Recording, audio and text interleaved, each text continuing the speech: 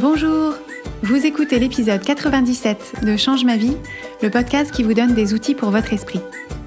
Je suis Clotilde Dussoulier, auteure, coach de vie certifiée et exploratrice de ma vie intérieure, et je partage sur ce podcast les découvertes qui ont changé ma vie. Change ma vie est un podcast publié tous les jeudis et vous retrouverez les éléments et les ressources dont je parle sur le site changemavie.com. Abonnez-vous au podcast sur la plateforme de votre choix pour être notifié des nouveaux épisodes chaque semaine. Et si vous aimez ce podcast, la meilleure façon de le soutenir est de laisser un avis avec 5 étoiles sur Apple Podcasts ou sur la plateforme que vous utilisez. Ça permettra à d'autres de le découvrir plus facilement. Cette semaine, je voudrais remercier une personne qui signe « Et pourtant elle change », qui a écrit « Merci Clotilde pour la limpidité de vos analyses. Elles rejoignent l'inépuisable sagesse que nous avons reçue en héritage des anciens. Aujourd'hui, vous vous situez dans la droite ligne de l'éthique stoïcienne et depuis toujours mes pas ont été guidés, du moins je m'y suis efforcée, par ces mots d'Épictète. Il y a ce qui dépend de nous et il y a ce qui n'en dépend pas. Merci, chère Clotilde, de nous le rappeler. Et merci à vous, chère auditrice, d'avoir pris le temps de m'écrire ce beau commentaire.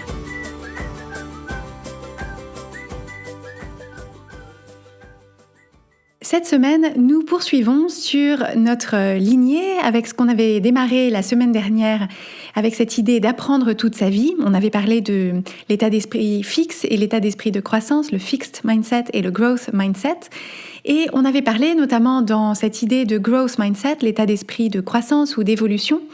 du fait qu'il était important d'accepter les limites de ce qu'on savait, d'accepter les limites de ce qu'on savait faire et de se proposer d'aller au-delà pour apprendre davantage, pour évoluer, pour grandir, pour renforcer nos compétences et nos connaissances. En lien avec la thématique donc de la semaine dernière, je voulais aborder avec vous un type de situation qui peut se présenter et qui, pour beaucoup d'entre nous, est très compliqué à gérer. Ce sont les situations dans lesquelles on a tort. Et je voudrais qu'on examine ensemble ce type de situation quand on a tort, cette idée d'avoir tort, et pourquoi est-ce que c'est si difficile pour beaucoup d'entre nous, et pourquoi est-ce qu'on évite avec autant de force et d'énergie les situations dans lesquelles on pourrait avoir tort. J'imagine que parmi vous, il y en a qui ne voient pas du tout où est le problème et à qui ça pose aucun problème d'avoir tort. Et donc, c'est formidable. Vous pouvez peut-être les écouter pour comprendre ce qui se passe dans la tête de toutes les personnes qui vous entourent. Cette idée d'avoir tort, en fait, quand je parle d'avoir tort, donc avoir tort, c'est le contraire de avoir raison. Et je parle en particulier avoir tort dans le domaine des idées ou des éléments, donc avoir tort en termes de parole. Donc pas tant avoir tort comme j'ai eu tort de faire ça, donc avec cette idée de culpabilité, parce que ça on a fait un épisode sur la culpabilité qui correspond plus à cette notion-là. Là je parle plutôt d'avoir tort dans une situation où on a dit quelque chose, où on a proposé quelque chose, où on a prédit ou prévu quelque chose. Et les autres, les personnes qui nous entourent, donc un interlocuteur ou des interlocuteurs, pensent autre chose, choisissent de croire ou de penser autre chose que ce que nous on pense, que ce que nous on dit, que ce que nous on propose. Ou bien on a prédit ou prévu quelque chose et à l'épreuve de la réalité, on s'aperçoit qu'on a eu tort parce que autre chose s'est passé. Donc, ce qui est important, c'est de voir que, en réalité, on mélange, quand on pense à l'idée d'avoir tort, en fait, il y a deux notions qui se confondent un peu. Il y a l'idée d'avoir tort de façon factuelle, mais il y a aussi l'idée, en fait, ce qui nous dérange, c'est d'avoir l'apparence d'avoir tort. Parce que finalement, et c'est d'ailleurs tout à fait l'objet d'un livre que j'aime beaucoup qui s'appelle « L'art d'avoir toujours raison » de Schopenhauer, c'est qu'en fait, ce qu'on cherche dans nos interactions avec les autres, en fait, avoir raison ou avoir tort dans l'absolu, c'est pas ça la question. Ce qu'on veut, c'est au sein de la discussion et aux yeux des personnes qu'on a en face de nous, c'est avoir l'apparence d'avoir raison, c'est-à-dire que les autres pensent de ce qu'on a dit que c'était vrai, qu'on avait raison.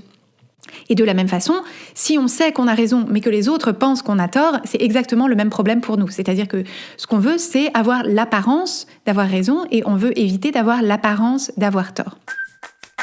Sur cette idée d'avoir tort, ce qui est très important pour mettre les choses en perspective, c'est de comprendre que notre cerveau primaire a une très forte motivation à avoir raison pour plusieurs raisons. La première source de la motivation de notre cerveau, c'est qu'en fait, comme on en a déjà parlé par le passé, notre cerveau est une machine à interpréter notre réalité et il se construit autour de notre réalité un certain nombre de certitudes qui lui permettent de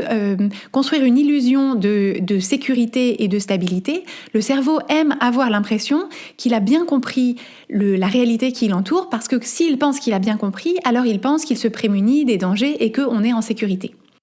Donc notre cerveau a une forte motivation à adopter de la réalité une certaine interprétation. Et une fois qu'il s'est forgé cette interprétation, cette croyance, cette vision des choses, ça le déstabilise beaucoup d'être remis en question. Et en fait, il n'a pas du tout envie d'utiliser son énergie à réévaluer les choses et à peut-être se faire une autre idée. Donc, il y a une grande résistance de notre cerveau primaire à remettre en question les choses qu'on tient pour vraies, les choses qu'on pense, les choses auxquelles on croit. Donc ça, c'est la première raison pour laquelle, quand on se trouve en situation d'avoir tort, notre cerveau n'aime pas ça du tout, parce que si on se trouve face à l'évidence, quelque chose qui nous paraît comme une évidence qu'on a eu tort, ça consiste à remettre en question tout ce que notre cerveau pensait, et notre cerveau n'aime pas cette déstabilisation. L'autre élément qui se passe, c'est que on perçoit l'idée d'avoir tort face à des interlocuteurs. On arrive sur un terrain qui nous paraît être un terrain conflictuel, c'est-à-dire que si j'ai tort, alors l'autre a raison,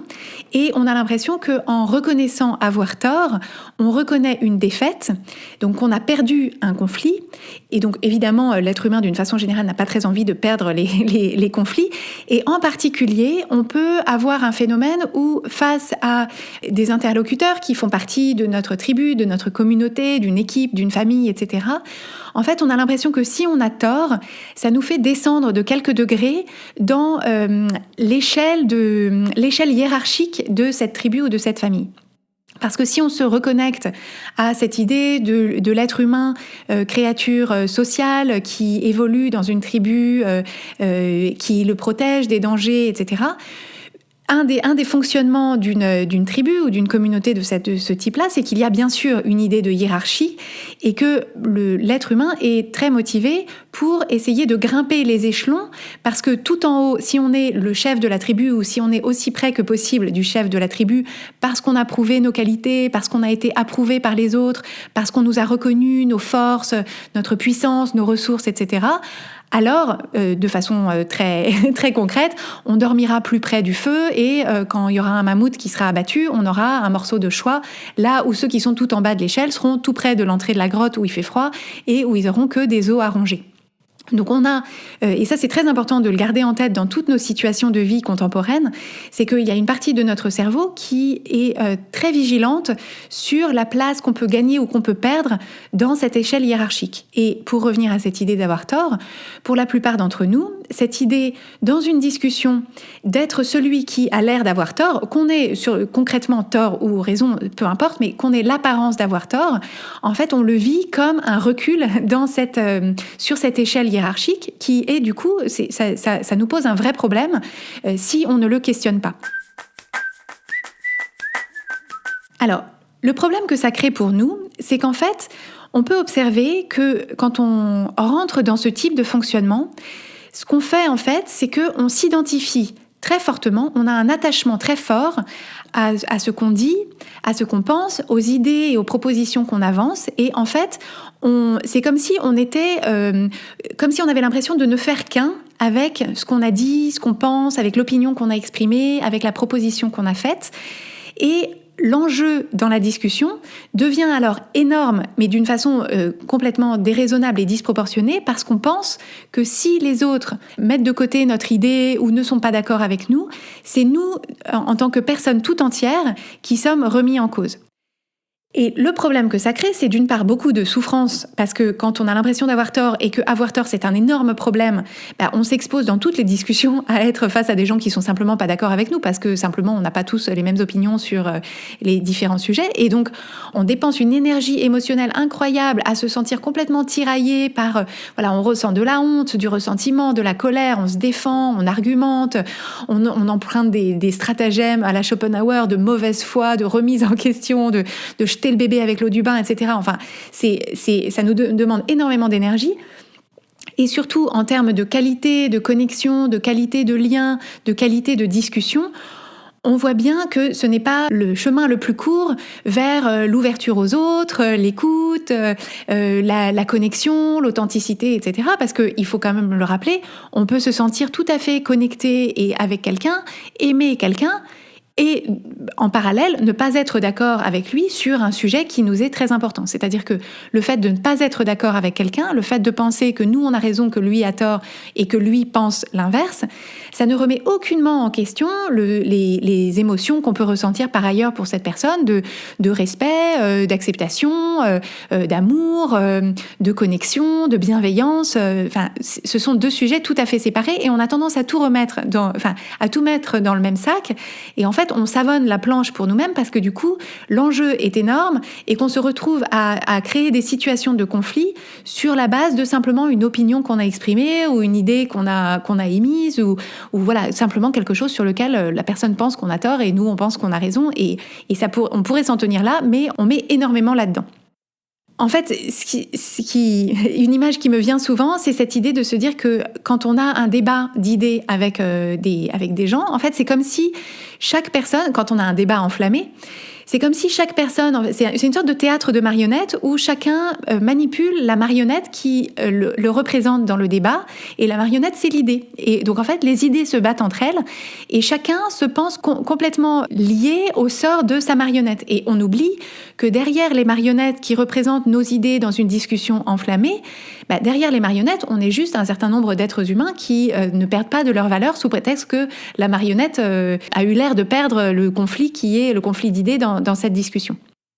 Donc, ce qu'on peut faire dans un premier temps, c'est observer les situations dans lesquelles on a peur d'avoir tort, dans lesquelles on se sent mal d'avoir eu tort et dans lesquelles on ne veut pas admettre qu'on a tort. Et essayer de jouer un petit peu avec cette idée, d'essayer d'explorer un petit peu qu'est-ce qui se passe dans notre tête à ce moment-là. C'est-à-dire que quand je me dis j'ai tort ou quand je me dis il pense que j'ai tort, explorer un petit peu et se dire « et alors ?» Alors ça, c'est un outil que j'ai partagé avec vous dans un épisode qui s'appelle « et alors ?» C'est-à-dire que ça permet d'aller au fond des choses et de se dire « alors, j'ai peut-être eu tort sur cette question ou cette personne-là n'est pas d'accord avec moi, il pense pas que tel pays a un PIB plus important que tel autre pays ou que tel roi a gagné la guerre de telle chose. » Voilà, sur un débat factuel de cet ordre ou qui pense autre chose que moi sur la façon dont l'administration scolaire gère tel ou tel type de situation. Enfin, je vous laisse imaginer vraiment n'importe quel exemple de vos situations du quotidien dans lesquelles il vous est très important d'avoir raison et de ne pas avoir tort. Et donc de vous dire, si l'autre personne pense effectivement que j'ai tort, pourquoi est-ce que c'est un problème pour moi ? Quelle conclusion est-ce que j'en tire sur moi, sur la personne, sur ma place, sur ma situation de pouvoir, sur le rapport de force dans cette situation, qui fait que c'est aussi difficile pour moi ? Et quelles sont les émotions que je ressens dans ce cas-là ? Et vous pouvez également comparer avec des situations dans lesquelles peut-être vous n'avez aucun problème à avoir tort. C'est-à-dire des situations, des domaines de connaissances ou de compétences sur lesquels on peut vous dire que vous avez tort ou raison, ça vous indiffère, et comparer quelles sont les pensées et les émotions que vous ressentez quand vous constatez que vous avez tort sur un sujet sur lequel c'est pas un enjeu pour vous. Parce que la seule différence entre ces deux types de situations, ce sont vos pensées et donc vos émotions. Donc je vous invite vraiment à vous pencher là-dessus, à ne pas vous en tenir simplement à j'aime bien avoir raison, ou pour moi c'est agréable d'avoir raison et j'aime pas avoir tort, mais essayez de creuser un peu et de vous dire dans ces situations-là, quel est le vrai enjeu pour moi ? Quels sont les dés que je jette à chaque fois que dans une discussion, je lance une idée que j'attends de savoir si les autres y adhèrent ou pas. Et ce que je vous propose de faire pour aller au-delà de cet attachement que vous ressentez peut-être comme moi, je vous le dis tout à fait franchement et je travaille là-dessus, cet attachement que vous avez à avoir raison, l'antidote à ça, c'est de vous proposer exprès d'aller vous exposer à des situations dans lesquelles vous avez tort et de pouvoir vous entraîner à le reconnaître tranquillement, à le constater tranquillement. Dire effectivement, j'ai soutenu Mordicus la semaine dernière que telle chose et en fait, j'avais pas raison, c'est toi qui avais raison et je me suis trompée et t'avais raison, donc je m'incline. Et essayez de vous aventurer sur ce terrain avec une certaine forme de légèreté et d'humour et de constater que vous ne mourrez pas d'avoir eu tort, qu'il n'y avait pas une sorte de trappe invisible qui s'ouvre sous vos pieds et que vous êtes plonger jusqu'au centre de la Terre, aux oubliettes, et observer ce qui survient pour vous, ce qui survient dans la discussion. Cultiver en fait des pensées du style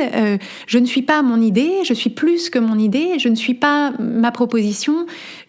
En fait, des pensées qui dénouent cet attachement fort que vous avez à vos propos, à vos idées et à ce que les autres pourraient en penser et ce que ça voudrait dire sur vous et sur leur opinion de vous. Le premier bénéfice que vous pouvez tirer de ce travail d'habituation, en fait, c'est dans un premier temps, en tout cas pour l'expérience que moi j'en ai eue,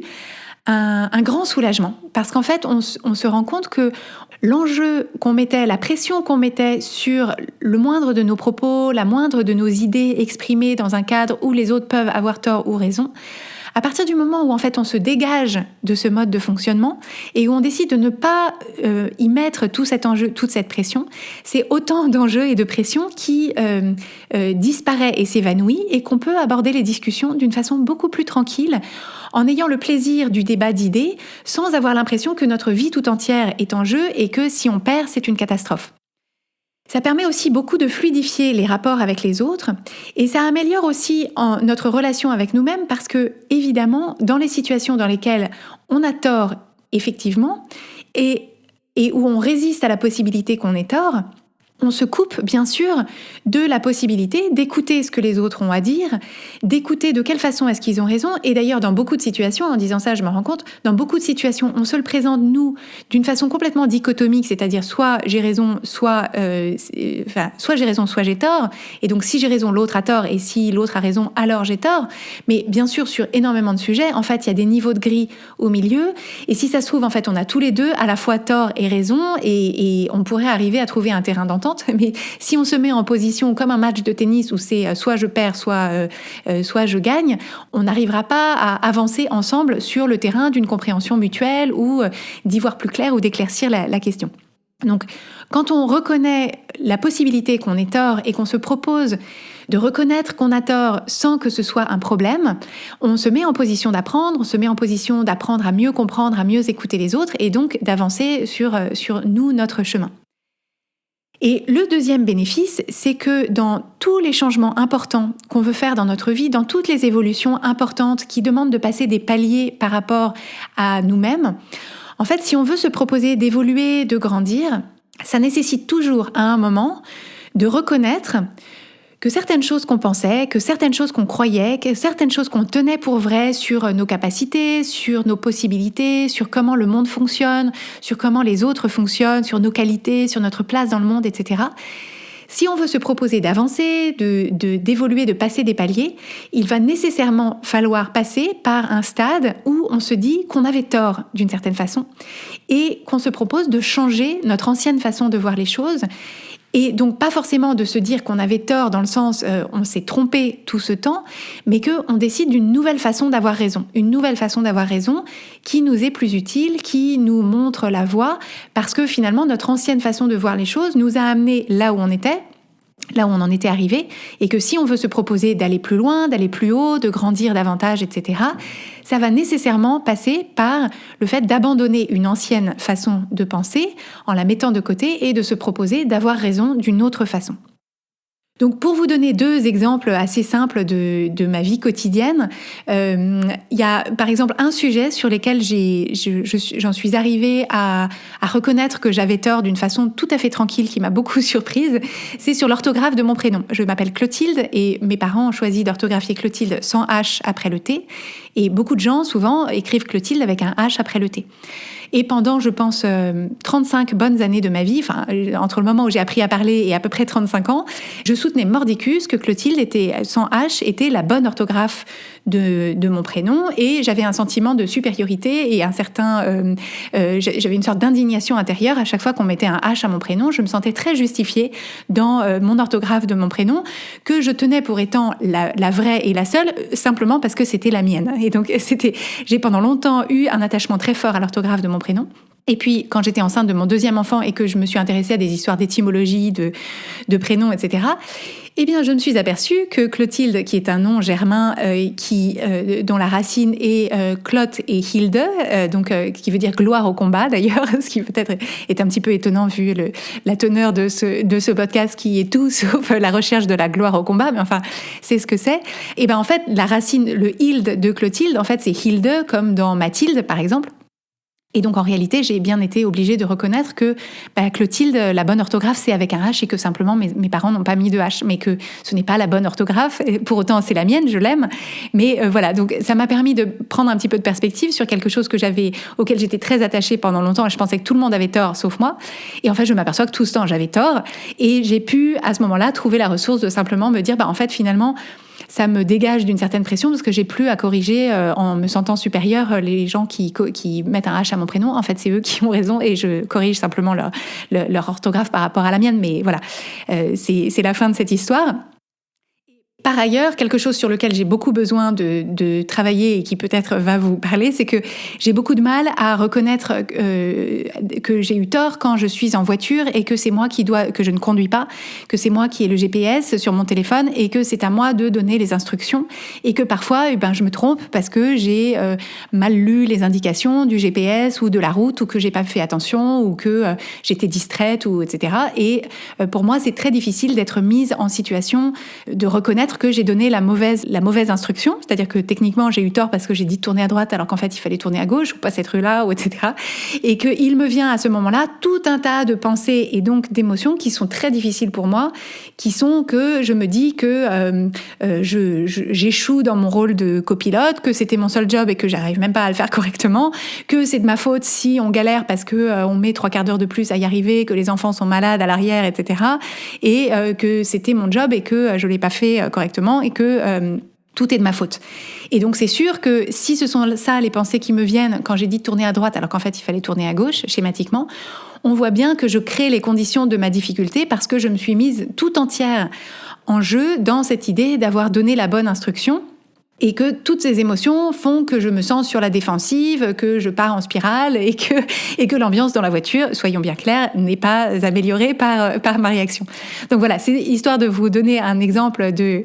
la vraie vie. Et donc voilà, mon job, c'est d'arriver à aborder ces situations qui sont pour moi des situations de stress et de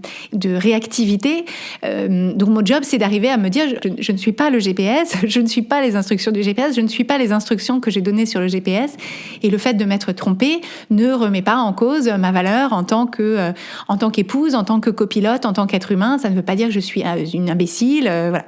Donc voilà, je vous donne ça avec humour. J'imagine que beaucoup de personnes qui se trouvent dans ces situations de copilote, pour avoir longtemps vécu des situations similaires entre mes deux parents, je pense que j'applique aussi beaucoup ce schéma-là qui, je suis sûre, se retrouvera chez beaucoup d'entre vous. Et donc, c'est pour vous donner une piste sur ce sujet, d'essayer d'être de plus en plus à l'aise avec l'idée d'avoir tort. Et justement, dans la lignée de l'épisode de cette semaine, la semaine prochaine, je vous donne rendez-vous pour un nouvel épisode qui s'appelle « La faute à qui ?» et qui, justement, parle du mécanisme dans lequel on tend à se mettre, qui consiste à essayer de trouver un responsable, un fautif, pour rejeter la faute et la responsabilité sur lui. Donc, jeudi prochain, « La faute à qui ?»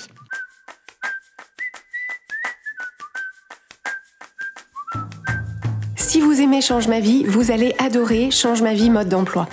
Change ma vie mode d'emploi, c'est le programme de coaching qui va vous donner des ailes pour atteindre tous vos objectifs de vie. Grâce à notre méthodologie unique, nous allons vous guider pas à pas pour développer la vision riche et vivante de ce que vous voulez. Nous allons vous aider à trouver la clarté sur la façon la plus simple et la plus directe de l'obtenir, et nous allons vous apprendre à soutenir votre élan tout du long en surmontant les obstacles avec confiance pour vous sentir avancer tous les jours vers la vie à laquelle vous aspirez. Si vous écoutez Change ma vie, c'est que vous savez que vous avez une vie extraordinaire à vivre. Une vie qui a du sens et un impact, et c'est notre mission et notre passion de vous y aider. Je vous donne donc rendez-vous dès aujourd'hui sur changemavie.com/coaching pour avoir toutes les informations.